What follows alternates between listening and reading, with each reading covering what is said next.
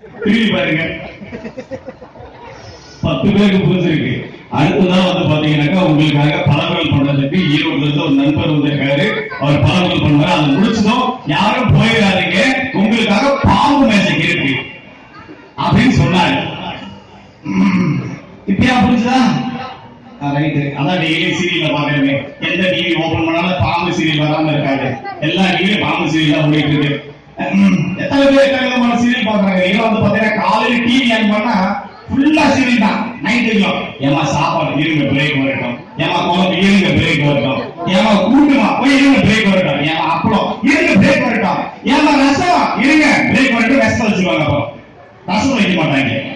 ஏன்னா எனக்கு சீரியல் அப்படி போயிட்டு இருக்கு. உண்மையே சொல்ல முடியாது. ஏன்னா ஒவ்வொரு ஊருக்கு நிகழ்ச்சி போயிட்டு இருக்கேன். என் எத்தனை பேர் டிவியில பாத்திருக்கீங்க? என் பேர் ஈரோடு சஞ்சய்.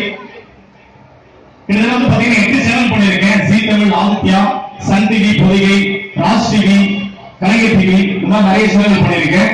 கிட்டத்தட்ட பாத்தீங்கன்னா தமிழ்நாட்டுல 250 வாய்ஸ்ல பேசக்கூடிய ஒரே மீடியா நான் தான்.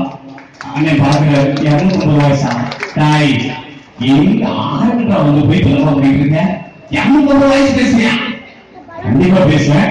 எனக்கு தெரிஞ்ச வயசெல்லாம் பேசுவேன். நீங்க பாட்டுக்கு நான் எப்பயும் சொல்லிடுறேன், தெலுங்கு, மலையாளம், கன்னடா இப்படிலாம் கேட்காதீங்க. தமிழ் தமிழ் மட்டும்தான் கேட்கணும். நடிகை மட்டும்தான் கேட்கணும். நடிகையா கேட்காதீங்க. அதனால நம்ம நிகழ்ச்சிக்குள்ள போலாம். ஏன்னா சீரியல் பத்தி சொன்னாக்கா சொல்லி முடிச்சு அப்படியே நிகழ்ச்சிக்குள்ள போயிடுறேன். சீரியல் பத்தி ஏன் சொல்றீங்கன்னா, ஒவ்வொரு நாளும் ஒரு ஊருக்கு போவேன். அப்படி ஒவ்வொரு நாள் ஒரு ஊருக்கு போறேன். இப்ப திண்டுக்கல் என்ன ஃபேமஸ்ங்க? திண்டுக்கல் என்ன ஃபேமஸ்? பிரியாணி. ஓகே. திருப்பதியா? திருப்பதியா மொட்டை. பழனியா பஞ்சாமிர்தம். ரைட். மணப்பாறைனா? திருநெல்வேலியா மணப்பாறை முறுக்கு இல்லையா? நான் இப்பதான் மணப்பாறை ஒவ்வொரு ஊருக்கும் ஒரு ஊருக்கு போறப்ப நிகழ்ச்சி முடிச்சுட்டு அந்த ஊருக்கு போன் பண்ணுவேன். ஏமா இன்னைக்கு இந்த ஊர்ல இருக்கேன்.